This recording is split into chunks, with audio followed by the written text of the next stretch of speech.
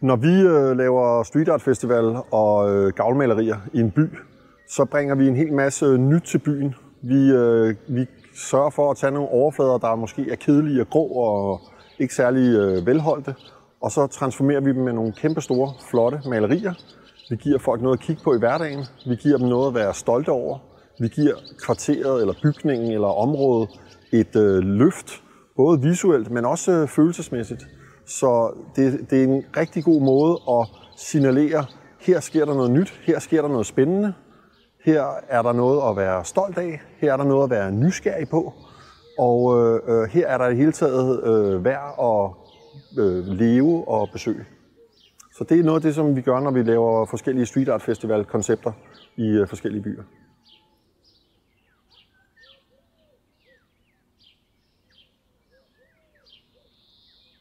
Det har betydet for Slagelse, det er jo, at da vi startede her for 5-6 år siden, så havde Slagelse jo en gammel bymidte, og der var noget liv, og der var et handelsliv. Og det vil man gerne forstærke, og man vil også gerne signalere det her med, at der sker noget. Der er noget udvikling, og der er nogen, der har noget hjerte, og noget, der har noget blod omkring byen. Og så har vi også en masse tomme facader, som ikke er i brug, som ikke bliver brugt til noget. Og dem har vi stille og roligt, år efter år, taget en lille bid af og lavet malerier her og der, så man nu er oppe og have en samling på over 20 værker rundt omkring i bymidten. Så næsten ligegyldigt, hvor man går og står, så er der noget flot og noget spændende og noget nyt at kigge på. Ofte så er det jo et samarbejde både mellem nogle kræfter i byen, og nogle bygningsejere og nogle kunstnere, men det er noget, som alle kan se sig selv i, og alle kan få noget ud af. Der er aldrig nogen, der hæpper på en gammel og grå og ikke vedligeholdt væg kontra et stort, flot kunstværk. Der vil alle altid hellere have kunstværket. Så på den måde så har det betydet, at Slagelse jo nu er blevet meget mere spændende by at besøge, og en by, der signalerer, hey, der sker noget her, og vi er ligesom med på beatet.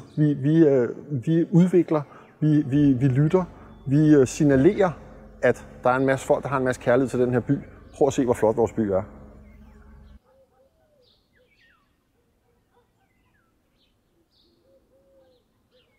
Jeg tror helt bestemt, at det kan være med til at signalere noget af den her forandring, der foregår i Kalundborg.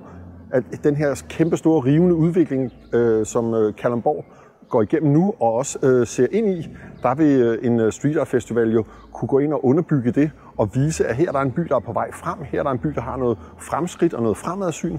Her er der en by, hvor at dem, der bor i byen, de har noget at være stolte af, noget at kigge på, noget at vise frem og noget at skyde brystet fremover og sige, prøv lige at se, vi har en skideflot by her. Vi har fået den malet af en masse dygtige kunstnere, så nu er det virkelig spændende at bo her.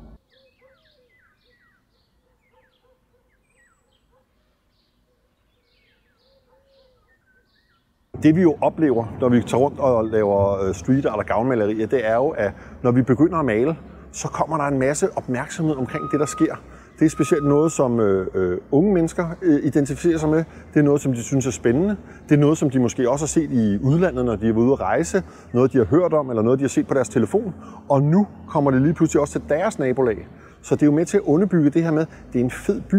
Det er en by, man kan engagere sig i. Det er en by, man kan være med i. Det er en by, hvor det er okay at være kreativ og tænke nye, spændende tanker.